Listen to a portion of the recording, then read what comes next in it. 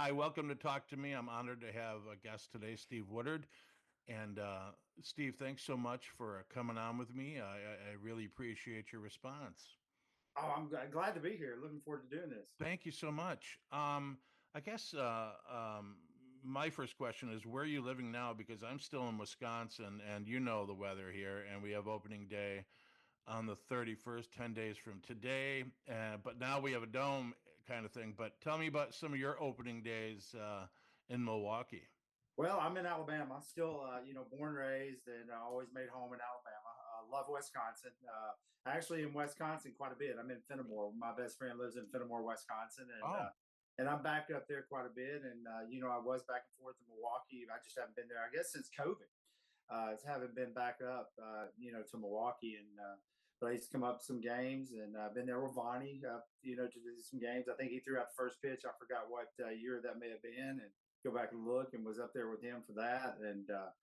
But uh, yeah, I tell you what, I guess I wouldn't be in the big leagues if it wasn't for what we talk early in the year at Old County Stadium, the snow and all the cold weather and yeah. everything. It's nuts, isn't it? From It's Alabama and all the Southern Cal guys, even Robin and most guys come from down there, and it got to be tough to come to this weather. I mean, I've lived here most of my life, and I hate it. Well, we played yesterday. So I'm coaching a college team now, and we were playing yesterday. It was kind of cold. It was like 50 degrees or whatever, and everybody's complaining about it being cold. And I actually love to pitch in the cold weather. Hmm. Milwaukee hitters don't like to hit. So it was Right. fun to be able to pitch in that, and you put numbers up earlier in the year, and it was a lot easier for me to be able to get guys out early in the year. That's really interesting to jam them and have them hit that bat. It's got to be pretty rough. It's because usually the pitcher's the only one on the field that's warm. Everybody else is just standing around. The pitcher and the catcher are the two guys that are working, and everybody Yeah, else is cold. that So I never thought of that because the other guys are standing. You're in motion, and you keep things heated. Did you looking back, were there some guys that you loved to face and some guys you hated to face? well, I tell you one thing. The one guy I didn't want to face, I guess, was Glenn Allen Hill. Hmm. Glenn Allen, I know everybody always asks me that, but he and I did I'm pretty much. sorry. I'm sorry. I'll get to some more original questions in a minute. Oh, you're good, man. We do an interview every few years about it because he was the guy that hit the ball over at Wrigley Field, hit it on top of the roof, and Wow. I hear all the time like the 15th most longest home run in Major League history. But no, Glenn Allen saw the ball really well off me. I think every time he faced me, he had a home run. It was just one of those things. Man, saw the ball very well. But psychologically, do you ever ask yourself what that is about seeing your pitch better than others? Because for me as a non-player, I just don't get it. That is he looking for something, or does he see the spin better, or what's going on? It's just one of those things. I guess he just sees the ball out of my hand very well, and and I throw it right into his bat path. And there's some guys. I mean, anytime in the big leagues, I mean, it's hard to get guys out. I mean, there ain't just Yeah. somebody that's easy to get out. But I think that's the hardest thing was, it's easier to get there, but the hardest thing is staying there because Yeah. guys up in are so good that they can do so much. I mean, they're very talented, the most talented guys in the world. And I think, there's only what 23,000 something people that ever played in the major leagues. So, Yeah. that tells you there. It's amazing. Greg Vaughn, I talked to the other day, and he said something interesting. He said, my goal, not goal, but my mindset was to go to the pros. I never had a mindset for the minors. And I'm not talking about, guys know they spend time in the minors, most of them, except Kid.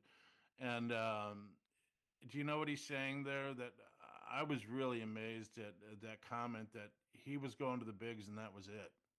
Well, I mean, you got to have that mindset. I think all of it. I had a dream growing up when I was a kid. I wanted to play, wanted to play professional baseball. And I think as you get older, and then I started seeing I was going to have opportunities and got drafted. Your mindset is I want to be in the big leagues.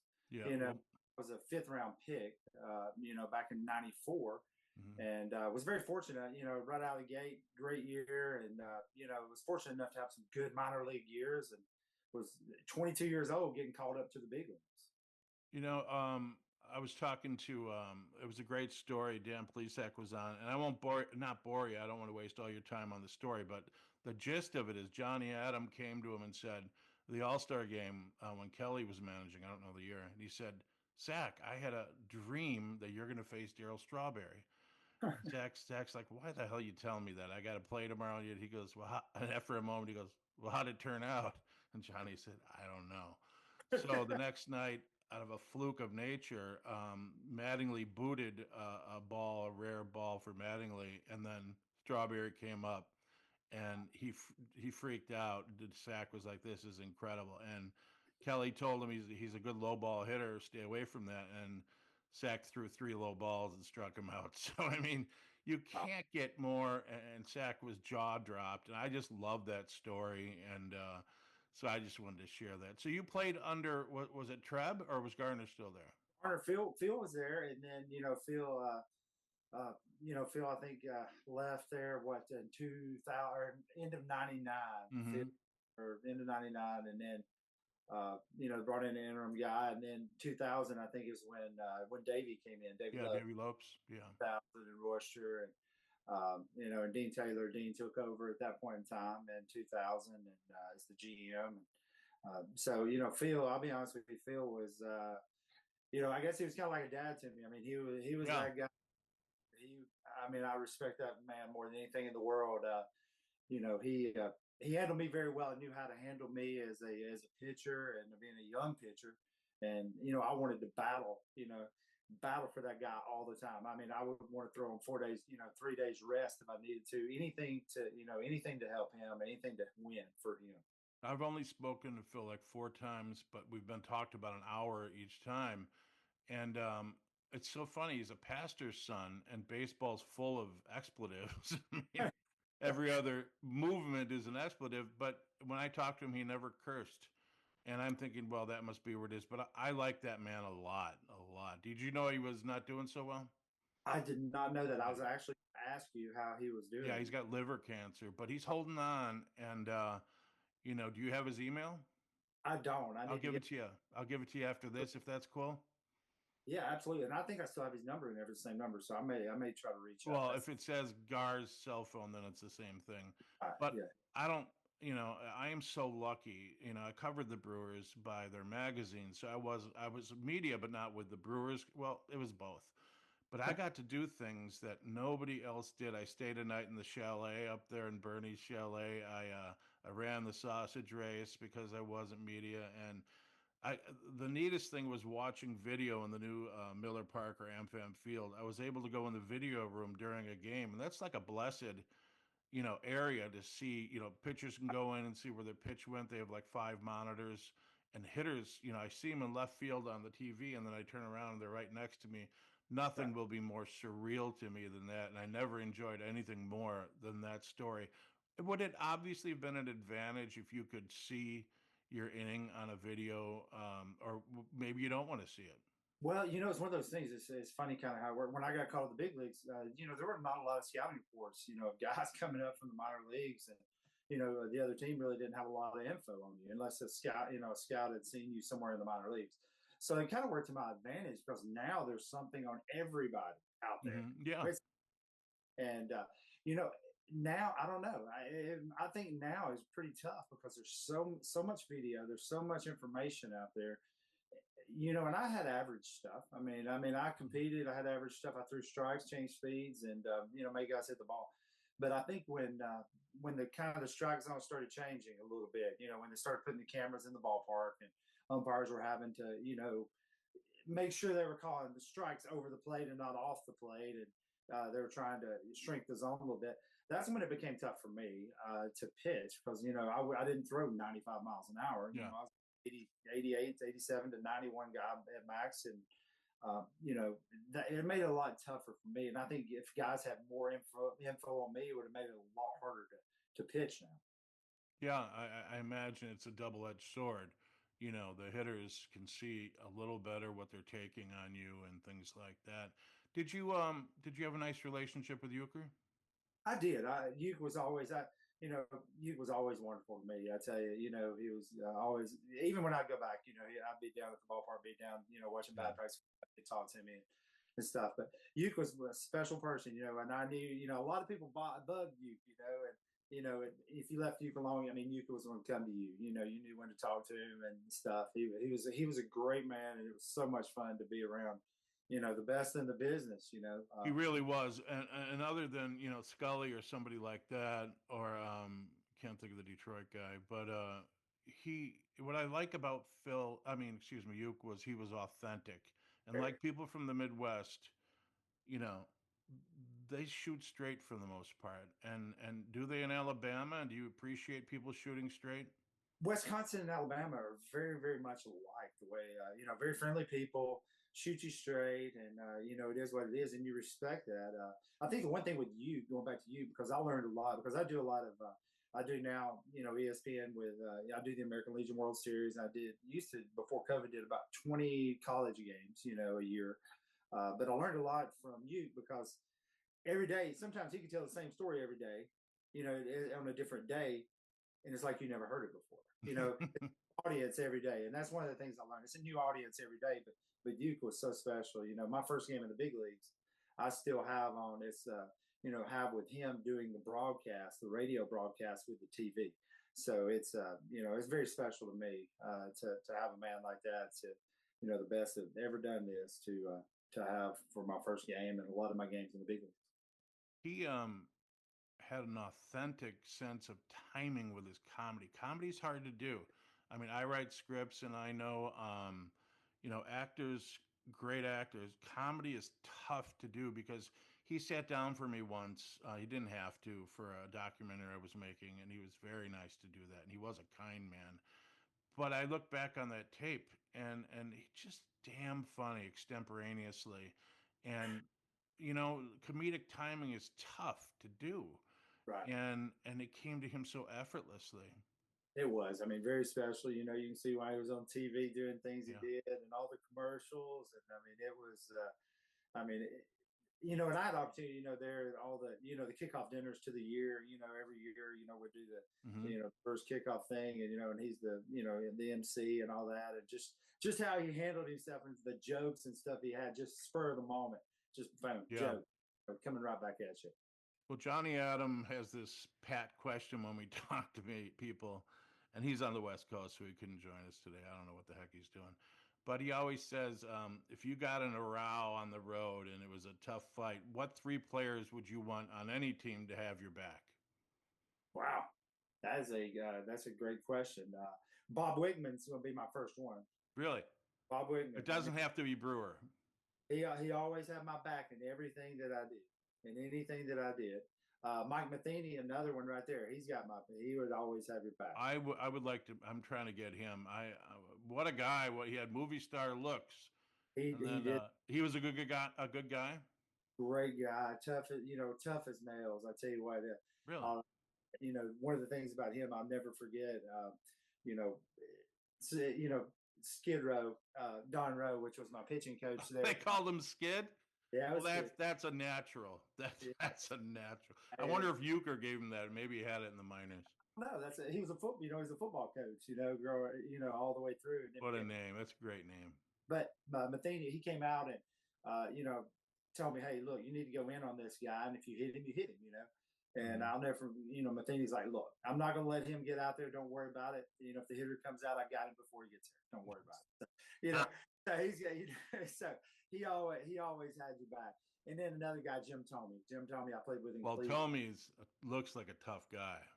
And he'd make sure he met somebody before they got to you if you were out there on that field. But Yeah, he'd take you down, and I respect that. Talking about pitching inside, I'm old school in the sense that if somebody's disrespected you, avoid the head. But that's part of the game. How did you feel about that? And did you feel okay beating a guy? Well, I tell you what, I never really had to do that. I think I did that one time. Mm-hmm. One time in my career. I mean, and you do it. You don't do it to hurt somebody. You just do Right. it to point. And there's a right way and a wrong way to do it. Nowadays I feel like the game has become so, guys throw inside and all of a sudden, a hitter jumps back and, it's like the end of the world. And then both benches get warmed and it's a mess. I don't think guys throw in enough for effect anymore. I think they're afraid to. Yeah. I think that's part of the game that has changed so much. And uh, you throw in early in the game to help your guys that Right. are to come in to be able where they don't have to do that. And if you don't do that, I know, and I learned that from Bob Wickman, going back to Wiki. Learn that from him. He's like, look, you throw in early in the game, so when I come in this game late in the game, I don't have to go inside and make a mistake. Right. So So you gain that much more of the plate when you pitch them inside, and I, yes, you know it's amazing the psychology that goes on. My wife doesn't get it, but there's a chess match, going on in the game. And Euchre used he did for my segment. He'd say when a guy got a strike and the batter backed up and said, "That's a strike," and Euchre goes, "Yeah, I didn't think that was a strike either." And the umpire's like, "Why do you do that?" He says, "It's kind of an agitation thing. He likes to, yeah, you know, give him a it is. little bit of a hard time."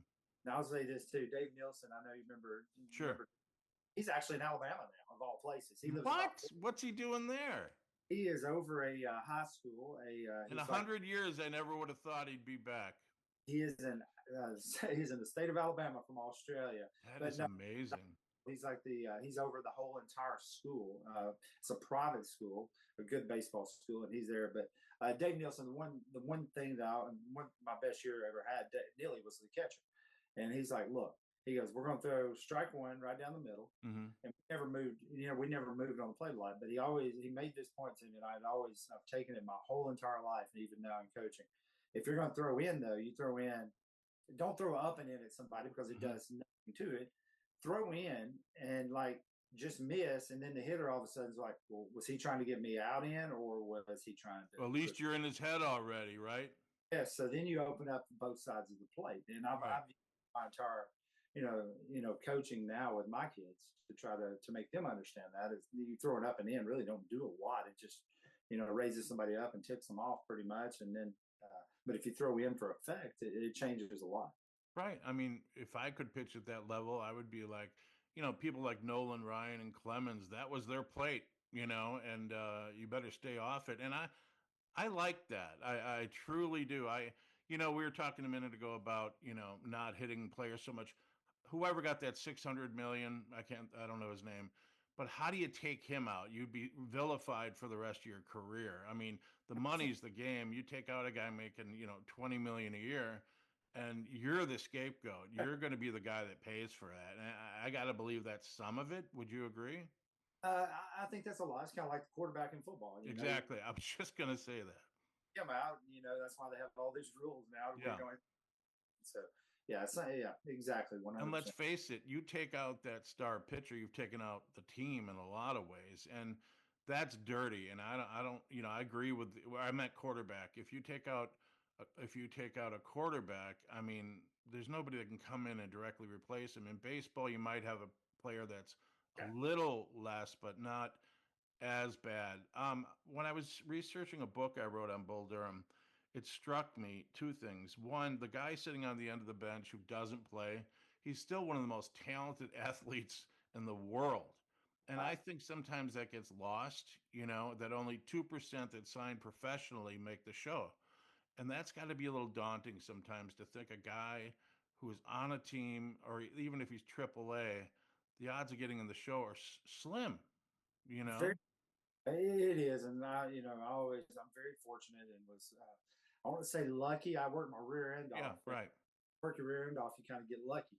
And I was in the right place at the right time, and a couple of guys got hurt that were there in the big leagues, and I was actually in Double A and had won like 15 games in Double A, but right after the All Star break, and was fortunate enough to the Brewers they were still in it. I think they were in Hmm. third place. I got called up in '97 and still right in the hunt, and just had that opportunity, right place, right time, and doing your job.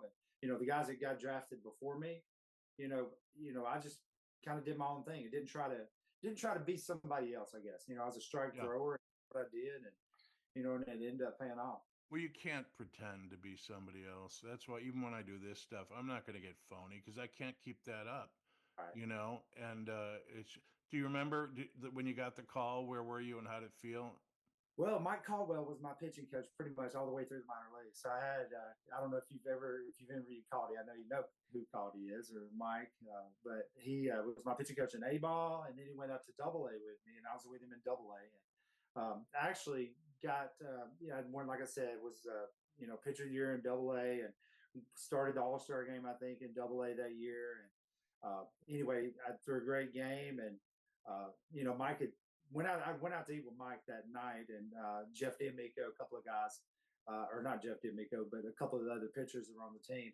And Mike had already knew that I was going to get called up to AAA, and I was probably going up to the big leagues. He had already knew that, and so anyway, so I think it was one of the things I learned so much from that gentleman that about how to pitch and Mm-hmm. how to carry yourself and what you do and stuff. But then I got called up, like I said, AAA through one start. We went to Salt Lake City, and I threw like 8 or 9 innings in Salt Lake City, gave up 1 run, and then we go into was it in Seattle, the Seattle's the minor league park there out in the middle of nowhere. What is the name of that park? Minor league where? Tacoma, Oh, okay. Tacoma.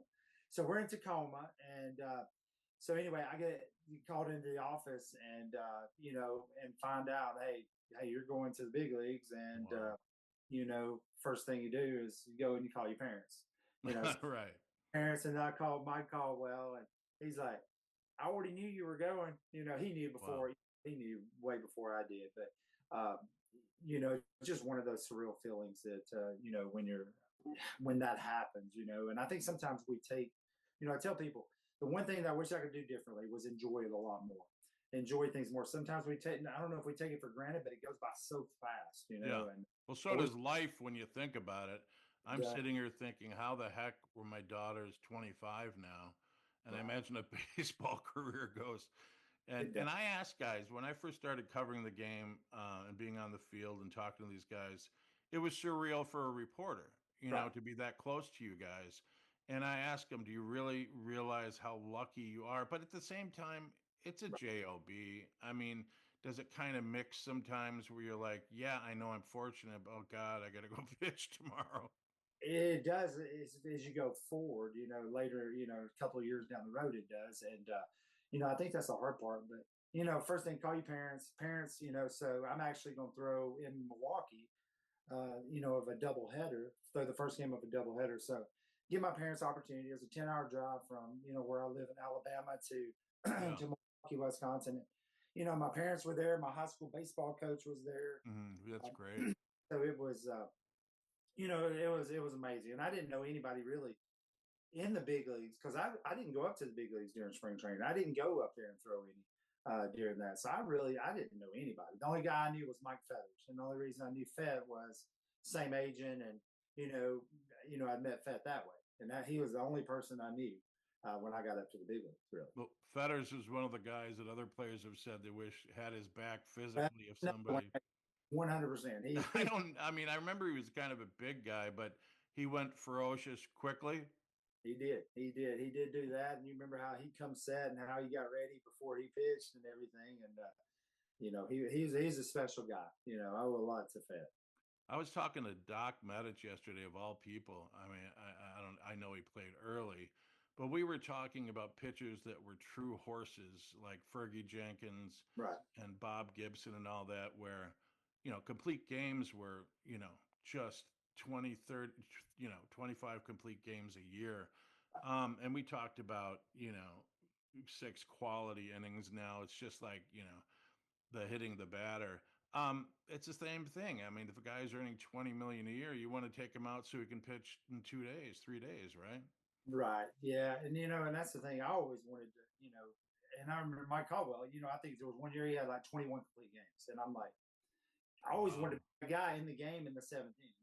If you're in the game and you're throwing strikes, you're still in the game in seventh. That's a good game. It's a quick game, good game, probably a low scoring game, and give your team a Yeah. chance to win. So that I wanted to be that guy late in the game. I wanted to throw complete games, but you have that closer out there for a reason now, and those guys, those closers, man, they're coming in throwing 100 mile an hour like it ain't nothing. So How do you keep that up? I mean, Gorman Thomas told me this, and what Mike Caldwell carried around a briefcase You know what he kept in it? What was it? Bottle of ketchup. Oh yeah, yeah, that's right. You're right. Yeah, You know, I mean, I always remember that. And Gorman, he told me a couple other stories. Was Gorman a talker? And then it leads into my question: who were the leaders in your career? By that I mean leaders in the clubhouse, any clubhouse. But Gorman seemed to me like a guy that just got along. And to me, as a whatever, I just didn't see him. And I don't mean this in a negative way. A leader per se. Who were right, the? What did you think about Gorman as a leader, if he was? And Kidd was a quiet leader. right. But I You know, mean, who in your experience, who were good leaders, well, players? well, you look at that. You look at those two right there. You said, Kid didn't say a lot, but it reminds me a lot of Kid Derek Jeter. Derek Jeter was a real quiet leader. He did, like on the field, he was, he did his job and people followed. And maybe if he said something, it was behind closed doors. But when I was in Milwaukee, Mark Loretta, Mark was a real, and I don't know you remember Loretta. Mark was a Oh, real both. Yeah, I like Mark too. was very quiet and knew when to say things and would talk to you. Doug Jones was there. See, Yeah. Doug was there when I was there, and he's the first person that ever sat me down and told me, "Here's what you do: Hmm. do the right things in the big leagues. You do this, do that. Nothing will ever be said, and you're doing your job." But he was that guy that would sit you down. That was also, Wigman. Wigman would, he wouldn't maybe do it there at the ballpark, but we'd go out and you'd go out and have a drink or something, and Yeah. he would sit there and we would talk about certain things. Uh, you go. Then I go. Let's say I go to Cleveland. So Cleveland, Travis Fryman was the guy. Travis Fryman, Jim Thome. There, Jim Thome was really a quiet leader. Didn't say Really? a lot. Yeah. It was funny. Manny Ramirez. Me playing with Manny Ramirez. Manny was one of the hardest workers I've ever been around in my entire life, Really? and worked his rear end off. And you respected that. And then Manny every once in a while would come up to you and put his arm around you and say something. And when he said something, you were like, oh, you listened, because he didn't always say a lot to you, He didn't say, chose his spots. chose his spots, and he would do that. Omar Vizquel and Robbie Alomar, I was fortunate enough when I go to Cleveland, have both those guys, and those guys were very, they would help you if you would let them help you during the Yeah. course of the game, not only with making plays, but talking to you. And Robbie would come up and tell you how to throw a guy, or something. He was one Yeah. of the best I've ever seen at understanding how to get guys out and what guys were doing, and if you do this, you'll get them out. Some So guys just get the game better than others. You know, it's a chess match, and it's, you know, and Johnny Adams said baseball players are smarter than golfers. right, He did the PGA after that. He said golfers just he said if a baseball player goes, 3 for 3, and he goes out and has a beer, but golfers go out and practice that putt until they, it's like go home. right. You're teaching a player, coaching college or high school now? I'm coaching college baseball. So I'm junior college at Bevel State here. It's in Fayette, Alabama. My wife's from Jasper, Alabama, Hmm. which is where we live now, and I'm from Hartselle, about an hour away. But I ended up taking it over last year, about halfway through the year. Was working with the president of the university's kids, and Mm-hmm. in baseball, and ended up it was just a situation that came up, and they needed to make a change, and they asked me if I'd be interested, and it's been, I mean, it is fun to me. I enjoy it more than anything in the world. And it's kind of like being a GM in the big leagues. You got scholarships to play with. Yeah. You got to figure out how to use those scholarships and put the best players on the field. And it's absolutely fun each day. I think it's all sometimes hard for my wife to understand this, but it's about relationships, and Yeah. build a lot of relationships with these kids, and it's fun for me to see these kids now. I've got kids that are about to go on and Yeah. play at colleges after 2-year college, and go on and play, and it's fun to be a part of their life and help them develop to go on to do that. This may be a silly question, but when you pitched versus now, do you teach these kids something differently than you learned it? I mean, mechanics, and or is it about the same? Nothing different. I don't think it'll ever change. I Hmm. mean, baseball is baseball, and I think when you had all this launch angle stuff, and swinging up and all this stuff.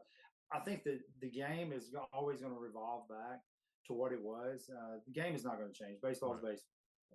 baseball. The mechanics of pitching, are not going to change. I think there's just more out there now for guys, to be bigger, stronger, and this and that. You Mhm. talk about Bob Gibson and Bob Feller and all these guys. They knew how to pitch. They're Yeah. going home in the off season. They're working on a farm somewhere. Yeah. Or They outside. know they know labor. They know I'm Yeah. such a wuss on a farm. I'd sleep on a bale of hay. I'd never make it to work. Uh, Medish said one thing else. We were talking about curveballs.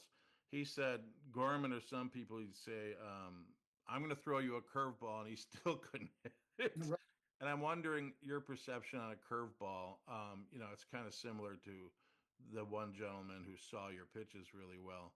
What is it about a curveball, do you think, that puzzles or causes challenges to a lot of hitters? You just said it, curveball. There you go. That's exactly what puzzles everybody. I'll tell you, it's Is funny. everybody's curveball different? I think okay. So here's my philosophy, I'm going to tell you, Greg Bond. Bonnie and I were in the car driving. I think we were playing golf somewhere. And we're driving back to Milwaukee for something, and Bonnie's son was in AAA at the time, and he called him and was like, "Hey, I'm having trouble hitting the.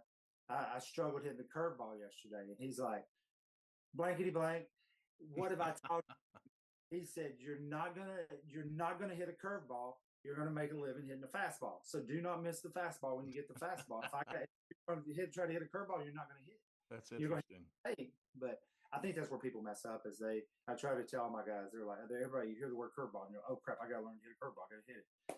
But you don't hit a curveball. You're not gonna hit somebody's good curveball. You may like make contact with it or whatever else. If they make a mistake with it, you're gonna hit it. But you Yeah. make a living fastball. And if you miss the fastball, that's your fault. You Vonnie was know. one of the, or John calls him G, was one of my favorite people to talk to a couple days ago. And did you know he broke the facial hair barrier with Cincinnati? Dude, I know. Yeah, I love Varney. I sure do. The only person who might get traded hitting 50 home runs. There's a lot of. Do you talk to Vonnie?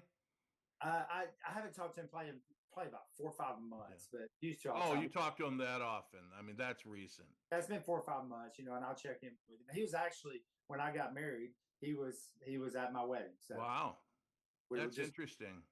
yeah. He was. I'll send you a picture of Yeah.